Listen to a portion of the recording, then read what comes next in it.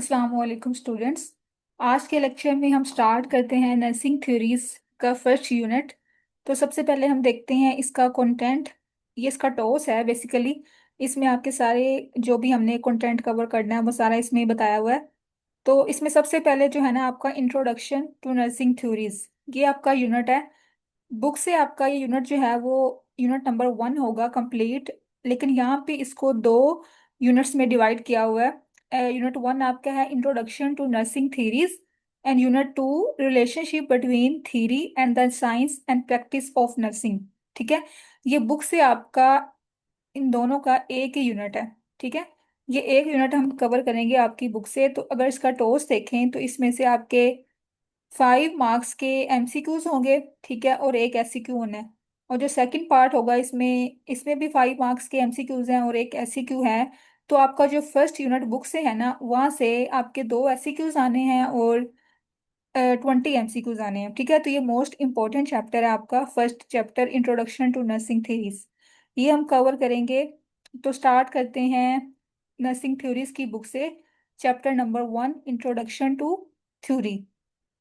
तो सबसे पहले हमने क्या करना है, कुछ डेफिनेशंस हैं। यहाँ से हम स्टार्ट करते हैं। थ्योरी क्या होती है? Theory is a set of interrelated constructs, definitions and propositions. ये हम आगे पढ़ेंगे, ये तीनों चीजें क्या होती हैं, कंस्ट्रक्ट क्या होता है, डेफिनेशंस क्या होती हैं और प्रपोजिशंस क्या होती हैं। ठीक है, इन तीनों टर्म्स को आगे पूरे चैप्टर में काफी दफा रिपीट ये किया हुआ है, इसको डिफाइन किया हुआ है, ये हम वहां से करेंगे। तो यहाँ पे जस्ट आपने याद क्या करना है कि थ्योरी जो है वो सेट होता है तीन चीजों का, कंस्ट्रक्ट का, डेफिनेशन का और प्रपोजिशन का। ठीक है, अब ये तीनों चीजें क्या प्रेजेंट कर रही होती हैं, क्या रिफ्लेक्ट कर रही होती हैं किसी भी फिनोमेना को। ठीक है, किसी भी सिचुएशन को, किसी भी जो भी अकरेंस हो रही है इन्वायरमेंट में, उसको ये एक्सप्लेन कर रही होती हैं। ठीक है, और ये क्या बता रही होती हैं, वेरिएबल्स के दरमियान में रिलेशनशिप बता रही होती हैं। ठीक है, ये तीनों चीजें जो हैं कंस्ट्रक्ट, डेफिनेशन एंड प्रपोजिशन, इसका ये सेट होता है थ्योरी, जो कि फिनोमेना को प्रेजेंट करती हैं और वेरिएबल्स के दरमियान में जो रिलेशन है उसको एक्सप्लेन करती हैं। ठीक है, तो ये हमारे पास डेफिनेशन थी कर्लिंगर के अकॉर्डिंग। ये थ्योरिस्ट का नाम है कर्लिंगर, जो कि 1986 में दी थी इसने। तो एज इट इज जो है वो एससीक्यू आ जाता है पेपर में कि अकॉर्डिंग टू कर्लिंगर 1986 थ्योरी को डिफाइन करें। तो आपने ये सारा जो है ना एज इट इज वर्डिंग याद करनी है इसकी। ठीक है, उसके बाद यहाँ पे एक और थ्योरिस्ट है, उसकी आपने याद करने ये इंपॉर्टेंट है थ्योरी की डेफिनेशन, चिन एंड क्रैमर। ये इसने दी थी 1991 में। इसने क्या कहा था, थ्योरी क्या होती है? It is a creative and rigorous structuring of ideas. Basically इसमें हमारे जो आइडियाज होते हैं वो स्ट्रक्चर हम करते हैं, उससे हमारी आगे थ्योरी डेवलप होती है। ठीक है, और ये भी क्या आगे एक्सप्लेन कर रही होती है, ये भी एक फिनोमेना को एक पर्पसफुल फॉर्म में एक्सप्लेन कर रही होती है। ठीक है, तो जस्ट आपने यहाँ से ये दो डेफिनेशन करनी है, कर्लिंगर की और चिन एंड क्रैमर की। ठीक है, उसके बाद आगे और कुछ टर्म्स हैं, कुछ डेफिनेशन है, ये हम देख लेते हैं यहाँ से। ये थ्योरी की वही दोबारा एक्सप्लेन किया हुआ है। उसके बाद हमारे पास क्या है, सेट। सेट क्या होता है? It is a group of circumstances, situations and so on. ये भी एक ग्रुप होता है सर्कमस्टांसिस का, सिचुएशंस का। ठीक है, और इसको हम एज अ होल ट्रीट करते हैं। फॉर एग्जाम्पल हमारे पास जो मैथमेटिक्स है उसमें जो नेगेटिव नंबर है वो एज अ सेट उसको हम ट्रीट करते हैं। ठीक है, उसके बाद हमारे पास क्या है, प्रपोजिशन। ये आपने पहले पढ़ा होगा कि प्रपोजिशन क्या होती है, ऐसी स्टेटमेंट जो दो कंसेप्ट या दो वेरिएबल्स के दरमियान में रिलेशनशिप बताती हैं। ठीक है, या उनको रिलेट कर रही होती हैं, उसको हम कहते हैं प्रपोजिशन। ठीक है, यहाँ पे एग्जांपल दी हुई है, heart rate increases as anxiety increases. अब इन दोनों में जो है वो रिलेशन बता रही है ना। ठीक है, यहाँ पे वर्ड यूज हुआ है एज का। तो ये हमारे पास क्या है, प्रपोजिशन है। उसके बाद कंसेप्ट। अब हमने पढ़ा था थ्योरी में तीन चीजें होती हैं, कंस्ट्रक्ट, डेफिनेशन और प्रपोजिशन। अब जो वर्ड कंस्ट्रक्ट है ना वो आगे कंसेप्ट से निकला हुआ है। ठीक है, कंसेप्ट क्या होता है? ये बेसिकली कोई भी हमारे माइंड में आइडिया होता है, कोई थॉट होती है। ठीक है, और ये एब्स्ट्रैक्ट फॉर्म में होती है। आगे हम पढ़ेंगे इसकी दो टाइप्स होती है कंसेप्ट की, एक होती है एब्स्ट्रैक्ट कंसेप्ट और एक होते हैं कंक्रीट कंसेप्ट। ठीक है, जस्ट आपने यहाँ पे डेफिनेशन याद करनी है। उसके बाद अब यहाँ पे आगे इसके 4 कंपोनेंट्स हैं, describe, explain, predict and control. ठीक है, डिस्क्राइब में क्या करना होता है कि जो भी कंसेप्ट है, जो भी हमारे पास फिनोमेना है, उसको हमने जस्ट डिटेल देनी होती है, डिस्क्राइब करना होता है। उसके बाद एक्सप्लेन में हम क्या करते हैं, उसकी जो है ना इटियोलॉजी बताते हैं, उसका रैशनल बताते हैं, उसकी रीजन बताते हैं, ठीक है, उस कंसेप्ट की या उस फिनोमेना की। उसके बाद प्रिडिक्ट में हम क्या करते हैं कि इसमें हम किसी भी सिचुएशन को आगे फ्यूचर की बेस पे जो है ना प्रिडिक्ट करते हैं। उसके बाद कंट्रोल में क्या करते हैं, इसमें हमारा जो कंट्रोल होता है वेरिएबल के ऊपर, ये भी आगे हम पढ़ेंगे कौन कौन से वेरिएबल्स हमें यूज करने होते हैं इस थ्योरी के अंदर, ठीक है। उसके बाद हमारे पास फिनोमेना क्या होता है, ये कोई भी सिचुएशन है, कोई भी अकरेंस है जिसको हम ऑब्जर्व करते हैं या एक्सपीरियंस करते हैं। तो ये हमारे पास कुछ टर्म्स आपने ऐसे रीड कर लेनी है, ये इंपॉर्टेंट नहीं है। उसके बाद हमारे पास क्या है, पर्पस ऑफ थ्योरी। ये इसका मोस्ट इंपॉर्टेंट क्वेश्चन है, थ्योरी के पर्पस क्या क्या होते हैं। सबसे पहले हमारे पास क्या है कि थ्योरी जो है वो इसका क्या बेनिफिट होता है, जो भी हमने डाटा लिया होता है, जो भी हमने एक्सपीरियंस किया होता है, ऑब्जर्व किया होता है, उन सारे फैक्ट्स को ये एक ऑर्डर फॉर्म में कन्वर्ट कर देती है थ्योरी, ठीक है।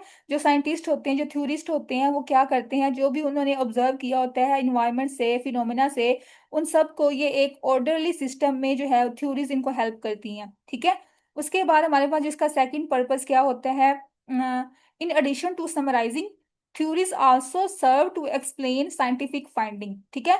एक तो इसमें जो है वो ऑर्डरली फॉर्म में जो डाटा होता है उसको हम ऑर्गेनाइज कर लेते हैं। दूसरा हमें क्या बेनिफिट होता है इसका, कि इससे जो भी साइंटिफिक फाइंडिंग्स है ना उसको हम एक्सप्लेन कर सकते हैं थ्योरीज के थ्रू, ठीक है।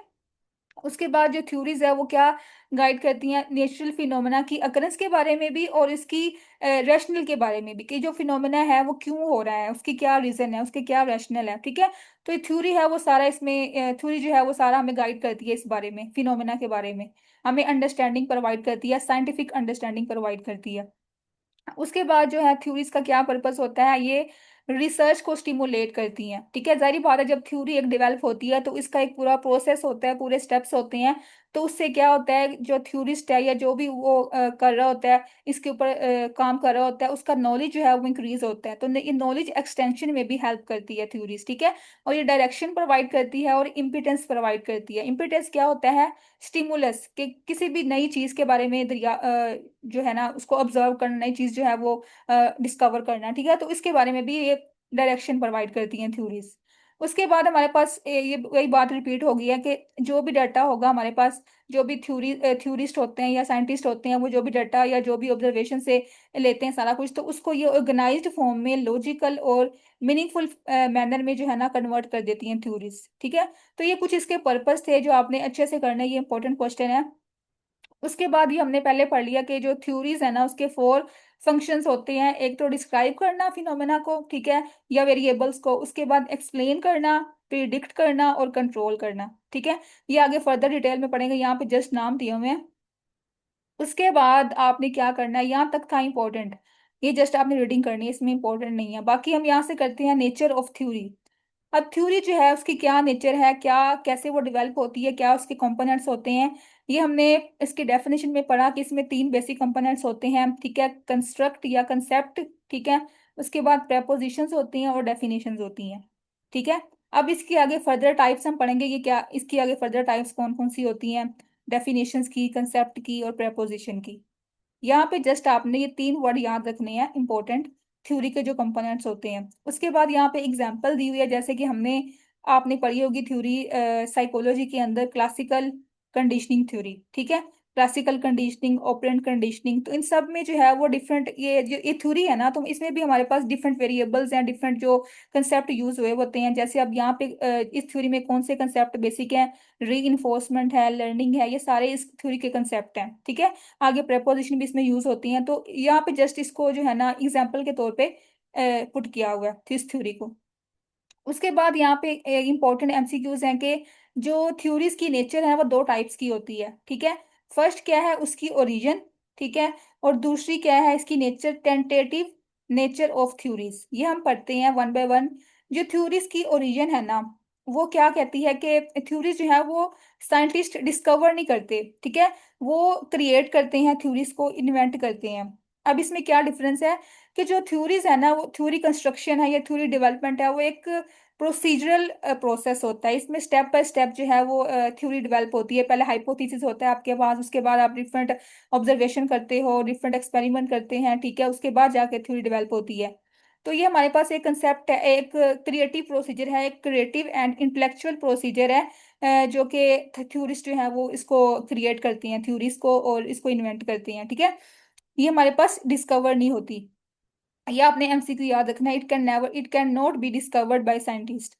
उसके बाद हमारे पास जो सेकंड कंसर्न है, सेकंड इसकी क्या है पॉइंट, टेंटेटिव नेचर होती है थ्योरीज की। ठीक है, ये कभी भी जो है ना इसको हम प्रूव नहीं कर सकते, कंफर्म नहीं कर सकते ये कि 100% जो है ये थ्योरी एक्सेप्टेबल है। ठीक है, 100% जो है ये प्रूव हो चुकी है, ये हम नहीं कर सकते इसको। ठीक है, लेकिन जो साइंटिस्ट होते हैं, जो थ्योरिस्ट होते हैं, वो बेस्ट पॉसिबल एफर्ट्स करती हैं कि उस फिनोमेना को, जिसको वो ऑब्जर्व करें, जिसके ऊपर वो वर्क कर रहे हैं, उसको बेस्ट पॉसिबल वे में एक्सप्लेन कर सकें, उसको डिस्क्राइब कर सकें।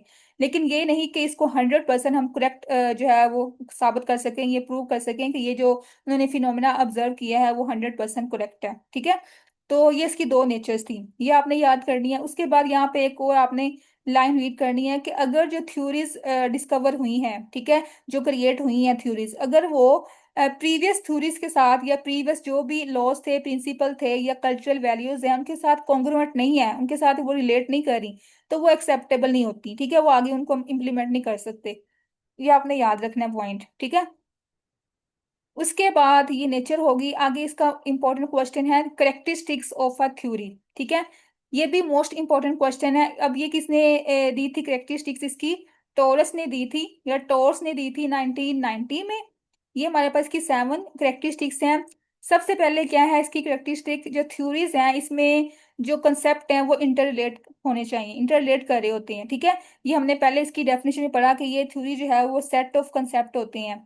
तो जब हमारे पास कंसेप्ट होते हैं तो आगे वो जिस फिनोमेना को हम ऑब्जर्व कर रहे होते हैं उसको प्रॉपर वे में डिफाइन किया जा सकता है। ठीक है, कंसेप्ट्स के थ्रू। उसके बाद हमारे पास जो थ्योरीज हैं वो लॉजिकल होनी चाहिए, उनकी कोई ना कोई रैशनैले होना चाहिए कि हम क्यों ये फिनोमेना हमने क्यों ऑब्जर्व किया, क्यों हमें थ्योरीज जो है वो क्रिएट करने की जरूरत पेश आई। ठीक है, तो लॉजिकल होनी चाहिए। उसके बाद हमारे पास क्या है कि theories should be simple but generalisable. ठीक है, सिंपल फॉर्म में हो, क्लियर हो। ठीक है, और इसके अलावा जनरलाइजेबल हो। इसका मतलब क्या है कि इसको हम इम्प्लीमेंट कर सकें, एप्लीकेबल हो। इसको हम जो पॉपुलेशन है, ये जो भी हमारा वहाँ पे इन्वायरमेंट है, उसमें हम इसको इम्प्लीमेंट कर सकें थ्योरी को, जो भी हम क्रिएट कर रहे हैं या कंस्ट्रक्ट कर रहे हैं थ्योरी। उसके अलावा थ्योरीज जो है वो हाइपोथेसिस की बेसिस होती हैं। ठीक है, जिसको हम बाद में टेस्ट करते हैं और आगे इसको इम्प्लीमेंट करते हैं। ठीक है, ये इसकी फोर्थ करेक्टरिस्टिक है। उसके बाद हमारे पास जो फिफ्थ क्या है कि जो थ्योरीज हैं वो मैंने आपको बताया कि ये नॉलेज को एक्सटेंड करती हैं, नॉलेज को इन्हांस करती हैं, और रिसर्च को स्टिमुलेट करती हैं। ठीक है, उसके अलावा क्या है थ्योरीज का कैरेक्टरिस्टिक, क्या है कि इसको डिफरेंट प्रैक्टिशनर जो है वो यूज कर सकते हैं अपनी प्रैक्टिस को इम्प्रूव करने के लिए। ठीक है, क्योंकि इसमें प्रिंसिपल्स वगैरह यूज होते हैं थ्योरीज में। ठीक है, हाइपोथेसिस जो है वो आगे फर्दर इस पे वर्क होता है, डिफरेंट ऑब्जर्वेशंस और फैक्ट्स को ऑर्गेनाइज करके हम इसको थ्योरीज को डेवलप करते हैं। तो आगे जो प्रैक्टिशनर्स होते हैं, जो भी हेल्थ केयर प्रोवाइडर्स होते हैं, वो थ्योरीज को यूज करके अपनी परफॉर्मेंस या अपनी प्रैक्टिस को इम्प्रूव कर सकते हैं। ठीक है, उसके अलावा ये वही बात के जो भी थ्योरीज हमने डिस्कवर की हैं वो हमारी पिछली जो भी थ्योरीज हैं, लॉज हैं, प्रिंसिपल्स हैं, उनके साथ कंसिस्टेंट होनी चाहिए। ठीक है, वो रिलेट करनी चाहिए। तो ये हमारे पास इसकी कुछ 7 करेक्टरिस्टिक्स आपने अच्छे से याद करनी है। ये इंपॉर्टेंट क्वेश्चन था। उसके बाद हमारे पास नेक्स्ट जो टॉपिक है वो क्या है, analysis and evaluation of theory. मतलब कि हमने एक थ्योरी को एनालाइज करना है, उसको इवेलुएट करना है कि ये आया कि आगे फर्दर इसका कोई रोल होगा कि नहीं, कोई बेनिफिट है कि नहीं। ठीक है, या इसको हम कैसे जज कर सकते हैं, किन क्राइटेरियाज की बेस पे। तो हमारे पास इसके पहले हम इसको डिफाइन करते हैं कि एनालिसिस क्या होता है, इवेलुएशन क्या होता है। एनालिसिस क्या है, it refers to examining the content of the theory, कि थ्योरी में जो भी कंटेंट यूज हुआ है उसको एग्जामिन करना। ठीक है, वो किस लेवल का है, किस नेचर का है, जो भी इसमें कंसेप्ट हैं, कोई डेफिनेशंस हैं, प्रपोजिशंस है, वो किस हद तक जो है वो करेक्ट है। ठीक है, ये एप्लीकेबल है। उसके बाद हमारे पास जो इवेलुएशन क्या होती है, इसमें हम बेसिकली क्रिटिक करते हैं। मतलब क्रिटिक क्या होता है कि हम उस थ्योरी के जो वीक पॉइंट्स हैं, जो उसकी स्ट्रेंथ है, लिमिटेशंस हैं, उसको असेस करते हैं, उसको इवेलुएट करते हैं। मतलब हम थ्योरी को जज करते हैं। ठीक है, उसके अलावा अब ये इसकी होगी डेफिनेशन। आगे हम देखते हैं कि इसमें कौन कौन से क्राइटेरिया हैं जिसकी बेसिस पे हम थ्योरी को एनालाइज करते हैं और इवेलुएट करते हैं। अब यहाँ पे हमारे पास 5 क्राइटेरिया हैं। ठीक है, यहाँ पे आपने फाइल कर लेना है। 5 क्राइटेरियाज कौन से हैं, एक तो जो है वो क्लैरिटी होनी चाहिए, जो भी थ्योरी हम डेवलप कर रहे हैं या कंस्ट्रक्ट कर रहे हैं, उसमें जो भी कंसेप्ट, जो भी प्रेपोजिशन, डेफिनेशन यूज हुई है, वो सारी सारी की सारी जो है वो क्लियरली डिफाइन होनी चाहिए, ठीक है, सिंपल होनी चाहिए। उसके अलावा हमारे पास क्या है, इसमें जो डायाग्राम्स हैं प्रॉपर हो, एग्जांपल्स दी हुई हो, ठीक है, ताकि मोर क्लैरिटी हो और इजीली इसको हम अंडरस्टैंड कर सकें थ्योरी को, ठीक है। उसके अलावा हमारे पास क्या है, सिंप्लिसिटी होनी चाहिए। जो थ्योरी हम एक्सप्लेन कर रहे हैं या डिस्कवर कर रहे हैं वो सिंपल हो, इसमें ज़्यादा कॉम्प्लेक्स कंसेप्ट ना हो, ठीक है। जो भी रिलेशंस वगैरह उसमें बताए हुए हैं, प्रेपोजिशन को यूज़ किया हुआ है, वो उसमें भी सिंप्लिसिटी होनी चाहिए, ठीक है। और कॉम्प्रिहेंसिव फॉर्म में हमने एक्सप्लेन करना होता है फिनोमेना को। उसके बाद थर्ड हमारे पास क्या है, जनरलिटी। ये वही बात की थ्योरी जो है वो एप्लीकेबल होनी चाहिए, उसका स्कोप जो है वो ब्रॉड होना चाहिए। जो भी हम कंसेप्ट यूज कर रहे हैं उसके अंदर, थ्योरी के अंदर, या जो भी कंस्ट्रक्ट यूज कर रहे हैं, उसका स्कोप लिमिटेड ना हो। जितना लिमिटेड वो स्कोप होगा उतनी थ्योरी जो है वो कम जनरलाइज होगी, कम जनरल होगी, ठीक है। तो जो कंसेप्ट हैं वो ब्रॉड होने चाहिए, ठीक है। उसके बाद ही उसको हम इम्प्लीमेंट कर सकते हैं, जनरलाइज कर सकते हैं। उसके बाद हमारे पास क्या है, फोर्थ करेक्टरिस्टिक, एम्पिरिकल प्रिसीजन या एप्लीकेबिलिटी। इसमें भी वही बात है कि उस थ्योरी, वो थ्योरी जो है वो एप्लीकेबल होनी चाहिए। उसके बाद उसके जो है ना, थ्योरी डेवलप होने के बाद उसके ऊपर टेस्टिंग भी हम कर सकें, ठीक है, उसको टेस्ट भी कर सकें और उसको बाद में इम्प्लीमेंट भी कर सकें, ठीक है। तो उसके अंदर ऐसी करेक्टरिस्टिक होनी चाहिए कि वो एप्लीकेबल हो और टेस्टेबल हो। उसके बाद हमारे पास क्या है, फिफ्थ इसका, इसकी जो क्राइटेरिया है, ड्राइवेबल कॉन्सिक्वेंसीज। मतलब वही बात कि इसको जो थ्योरीज हैं उनके ऐसे कॉन्सिक्वेंसीज हों कि उनकी बेस पे आगे जो है वो रिसर्च, हम जो है वो रिसर्च में भी गाइड करना चाहिए थ्योरीज को, ठीक है। और इसके अलावा जो भी नॉलेज है वो एक्सटेंड हो थ्योरिस्ट का, और जो भी साइंटिस्ट थ्योरी डेवलप कर रहे हैं, ठीक है। तो ये हमें इसमें भी गाइडलाइंस मिलनी चाहिए थ्योरीज के थ्रू, रिसर्च में भी और नॉलेज में भी, प्रैक्टिस में भी, ठीक है। तो ये हमारे पास इसके पांच क्राइटेरियाज थे। अगर ये पांच क्राइटेरियाज फुलफिल हो रहे हैं एक थ्योरी के अंदर, तो मतलब जो थ्योरी है वो प्रॉपर वे में जो है वो डेवलप हुई हुई है, ठीक है, कंस्ट्रक्ट हुई हुई है, और इसको हम इम्प्लीमेंट कर सकते हैं। उसके बाद हमारे पास जो है आगे सिंपल बताया हुआ है, जो थ्योरी है उसका स्ट्रक्चर क्या है और वो डेवलप कैसे होती है। स्ट्रक्चर में वही चीजें हैं जो हमने इसकी डेफिनेशन में पढ़ी। थ्योरी के इसमें कंसेप्ट होते हैं, डेफिनेशंस होती हैं, प्रेपोजिशन होते हैं, जो कि किसी भी फिनोमेना को एक्सप्लेन करते हैं, और जो वेरिएबल्स के दरमियान में रिलेशनशिप होता है उसको एक्सप्लेन करते हैं, ठीक है। उसके बाद इसके जो कंपोनेंट पार्ट्स होते हैं वो कौन कौन से हैं, पहले क्या है, कंसेप्ट। कंसेप्ट को हम डिफाइन करते हैं यहाँ से, ये आपने अच्छे से करनी है डेफिनेशन, यहाँ पे ज्यादा अच्छी दी हुई है। जो कंसेप्ट है वो क्या है, कोई भी आइडिया होता है, ठीक है, कोई मेंटल इमेज है जो कि हमारे माइंड में डेवलप होता है, ठीक है। और ये कैसे डेवलप होता है, it is derived from the individual perceptual experience, ठीक है। हमारी ऑब्जर्वेशन से, हमारे परसेप्चुअल एक्सपीरियंस से ये आइडिया या इमेज जो है हमारे माइंड में डेवलप होता है, इसको हम कहते हैं कंसेप्ट, ठीक है। अब यहाँ पे दो टाइप्स होती हैं कंसेप्ट की, एक यहाँ पे दी हुई है एब्स्ट्रैक्ट कंसेप्ट, और एक हमारे पास क्या है, कंक्रीट कंसेप्ट, ठीक है। ये आपने पहले पढ़ा होगा, जो एब्स्ट्रैक्ट होता है जिसको हम अपनी सेंसेस के थ्रू जो है वो ऑब्जर्व नहीं कर सकते, ठीक है।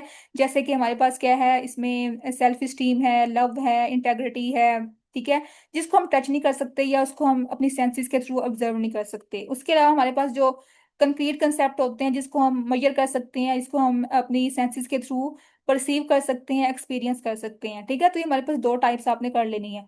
उसके बाद हमारे पास जो सेकंड कंपोनेंट है इसका थ्योरी का, वो है डेफिनेशंस। डेफिनेशंस क्या है कि जनरल जो एक कंसेप्ट का मीनिंग होता है या वर्ड का मीनिंग होता है, वो उसकी डेफिनेशन होती है, ठीक है। अब यहाँ पे भी इसकी दो टाइप्स होती हैं डेफिनेशंस की, एक होती है थ्योरेटिकल डेफिनेशन और एक होती है ऑपरेशनल डेफिनेशन, ठीक है। ये आपने अच्छे से करनी है क्योंकि ये आगे यूज होनी है आपके रिसर्च प्रोजेक्ट में, तो आपको इनका कंसेप्ट होना चाहिए, थ्योरी, ये जो डेफिनेशन है। अच्छा, जो थ्योरेटिकल डेफिनेशन है इसका दूसरा नाम है कंसेप्चुअल डेफिनेशन, ठीक है। कि किसी भी जो टर्म यूज हुई है, जो भी वर्ड यूज हुआ है, उसका जो बेसिक कंसेप्ट है ना, बेसिक मीनिंग है, उसको हम कहते हैं थ्योरेटिकल डेफिनेशन, ठीक है। जो किसी भी थ्योरिस्ट ने उसका कंसेप्ट दिया होता है उस चीज का, उसको हम कहते हैं थ्योरेटिकल डेफिनेशन, जो कि इसका जनरल मीनिंग होता है उस वर्ड का या उस स्टेटमेंट का। उसके बाद हमारे पास क्या है, ऑपरेशनल डेफिनेशन। इसका मतलब क्या होता है कि हम किस तरह किसी भी वेरिएबल को या किसी भी फिनोमेना को मेजर करते हैं, ठीक है। इसमें आपने बात करनी है मेजरमेंट की, और इसमें आपने बात करनी है जनरल कंसेप्ट की, ठीक है। कंसेप्ट की बेस पे जो डेफिनेशन होती है उसको हम कहते हैं कंसेप्चुअल डेफिनेशन, और जो मेजरमेंट की बेस पे होती है, जिस मतलब कि हम किस वे में उस वेरिएबल को या उस फिनोमेना को मेजर करेंगे, ठीक है, उसको हम कहते हैं ऑपरेशनल डेफिनेशन। ये मैं आपको आगे एग्जांपल दूंगी तब आपको समझ आ जाएगी इनमें क्या डिफरेंस है। उसके बाद हमारे पास जो इसका थर्ड कंपोनेंट है, थ्योरी का थर्ड पार्ट प्रोपोजिशंस है। ये वही बात की, ये क्या करती हैं, ये दो वेरिएबल्स के दरमियान में रिलेशन बताती हैं, ये ऐसी स्टेटमेंट्स होती हैं जो कि रिलेशनशिप बताती हैं दो वेरिएबल्स के दरमियान में, ठीक है। उसके बाद यहाँ तक इसकी होगी पार्ट्स या स्ट्रक्चर।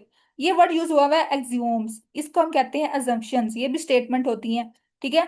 उसके बाद हमारे पास जो फिनोमिना है, ये हमने पहले पढ़ लिया, कोई कोई भी ऐसा इवेंट अकरेंस, ठीक है, या इंसिडेंट जिसको हमने खुद ऑब्जर्व किया हो, अपनी सेंसेस के थ्रू परसीव किया हो, उसको हम कहते हैं फिनोमिना, ठीक है, जो रियल वर्ल्ड में अकर हो रहा होता है। तो यहाँ तक थे इसके, इसका स्ट्रक्चर था थ्योरी का। उसके बाद हम देखते हैं जो थ्योरी है वो डिवेलप कैसे होती है, ठीक है। थ्योरी डेवलपमेंट जो है एक प्रोसेस होता है जिसमें तीन कंपोनेंट्स होते हैं, तीन प्रोसेस होते हैं। वो क्या है? इंडक्शन, डिडक्शन एंड रिट्रोडक्शन, ठीक है। ये वर्ड निकला हुआ है इंडक्शन, इंडक्टिव रीजनिंग से, ये आपने पढ़ा होगा। एक होती है इंडक्टिव रीजनिंग, एक होती है डिडक्टिव रीजनिंग, ठीक है। इन दोनों का जो मिक्सचर होता है, जो कॉम्बिनेशन होता है, उसको हम कहते हैं रिट्रोडक्शन, ठीक है। ये थ्योरी डेवलपमेंट में तीनों टर्म्स यूज होती हैं, इंडक्शन भी, रिडक्शन भी और रिट्रोडक्शन भी, ठीक है।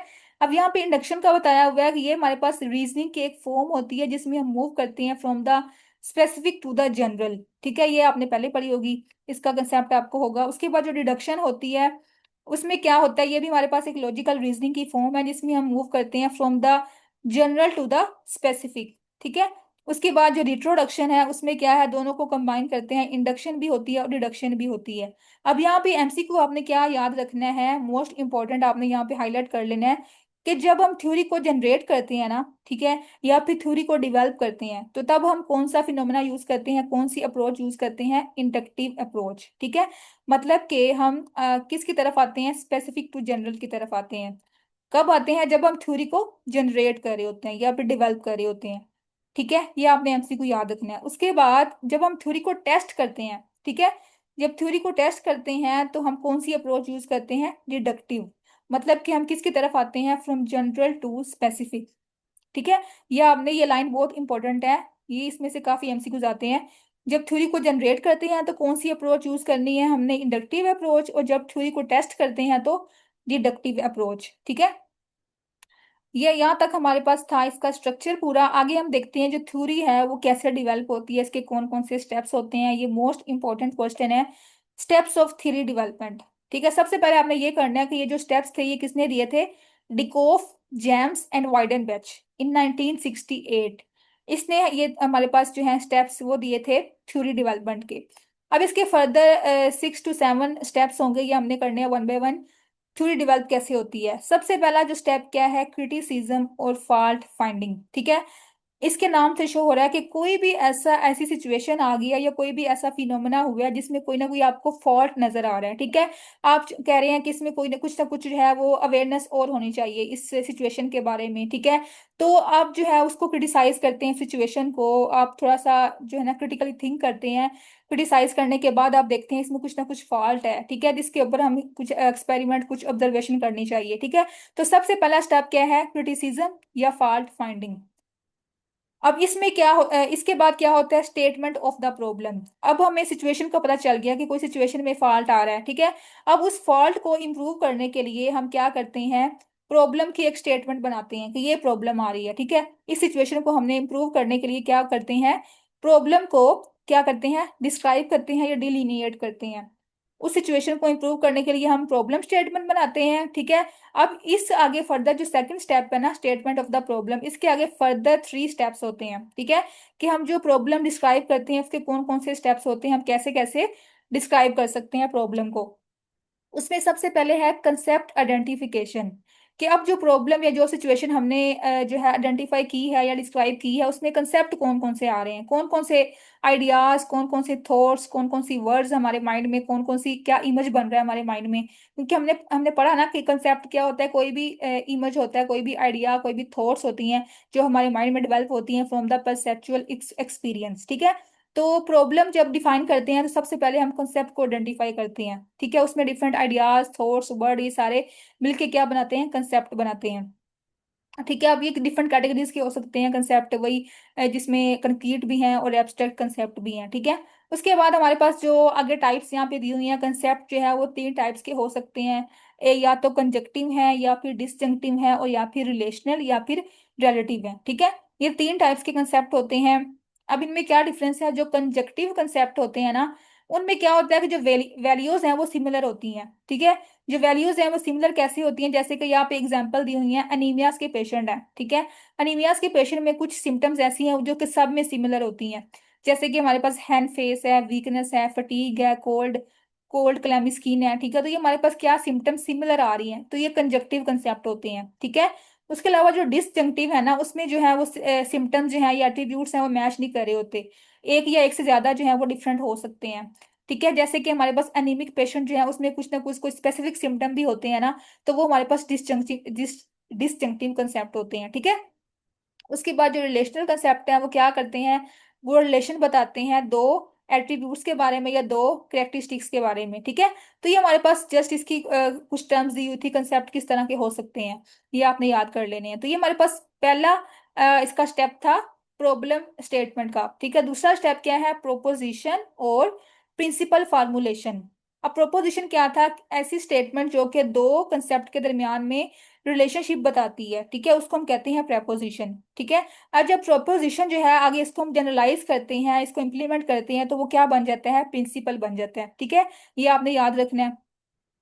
उसके बाद ये हमारे पास था इसका सेकंड स्टेप प्रॉब्लम स्टेटमेंट का।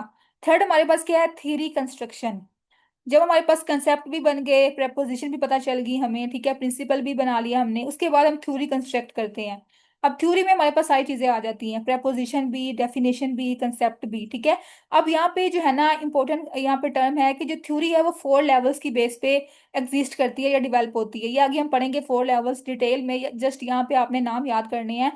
ये कौन से लेवल्स होते हैं जिस लेवल पे थ्योरी जो है वो कंस्ट्रक्ट होती है? सबसे पहले है फैक्टर आइसोलेटिंग लेवल, उसके बाद फैक्टर रिलेटिंग लेवल, उसके बाद सिचुएशन रिलेटिंग और सिचुएशन प्रोड्यूसिंग।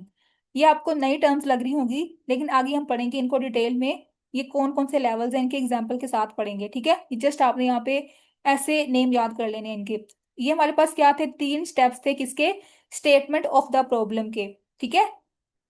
उसके बाद आगे हमारे पास जो ये हमारे पास था फर्स्ट स्टेप क्या था? Fault finding. सेकंड क्या था? Statement of the problem.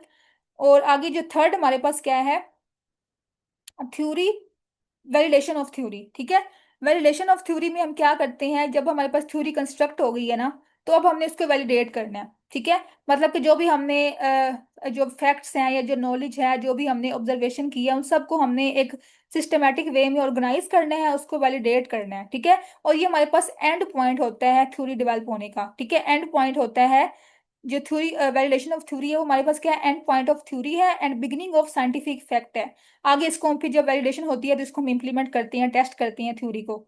ठीक है। तो यहाँ पे यहाँ तक हमारे पास जो थे ना इसके प्रॉपर स्टेप्स थे। और ये एक इसमें एक्स्ट्रा लिखा हुआ है टेस्टिंग थ्योरी। जब हम वैलिडेट कर लेते हैं तो उसके बाद हम इसको टेस्ट करते हैं। और मैंने आपको बताया जब जब हमने थ्योरी को टेस्ट करना हो तो कौन सी अप्रोच हम यूज करते हैं? Deductive reasoning. ठीक है। डिडक्टिव अप्रोच को यूज करते हुए हम थ्योरी को टेस्ट करते हैं। और आगे ये बताया हुआ है कि जब हम थ्योरी को जनरेट कर रहे होते हैं या उसको डेवलप कर रहे होते हैं तो हम इंडक्टिव रीजनिंग यूज करते हैं। ठीक है। ये जस्ट आपने रीडिंग करनी है। उसके बाद यहाँ पे समराइज किया हुआ है इन सारे स्टेप्स को। अगर वो पूछे आपसे एक दो क्वेश्चन, एक दो मार्क्स का क्वेश्चन पूछे, तो आपने जस्ट इनको समराइज ये पॉइंट्स की फॉर्म में लिखना होता है स्टेप्स को। लेकिन अगर हमारे पास जो इसका क्वेश्चन है वो प्रॉपर इसका एससीक्यू आता है 5 मार्क्स का, तो आपने इन सारे स्टेप्स को एक्सप्लेन करना होता है। ठीक है। सबसे पहले क्या था? आर्टिकुलेशन या फॉल्ट फाइंडिंग या क्रिटिसिज्म। ठीक है। ये हमने पढ़ लिया। उसके बाद प्रॉब्लम स्टेटमेंट, इसके आगे फर्दर दो इसके थे स्टेप्स थे। ठीक है। इसमें प्रॉब्लम कंसेप्ट आइडेंटिफिकेशन था और प्रपोजिशन या प्रिंसिपल फार्मूलेशन था। ठीक है। उसके बाद जो तीसरा इसका था स्टेप वो क्या था? कंस्ट्रक्शन ऑफ थ्योरी, जिसमें हमारे पास 4 लेवल्स आते हैं। और फोर्थ हमारे पास क्या है? टेस्टिंग। फोर्थ हमारे पास था वैलिडेशन। और फिफ्थ हमारे पास है टेस्टिंग ऑफ थ्योरी। तो ये हमारे पास समराइज किया हुआ है, इन सारे स्टेप्स को सम अप किया हुआ है। तो यहाँ तक हमने क्या पढ़ा? Development of theory. ठीक है।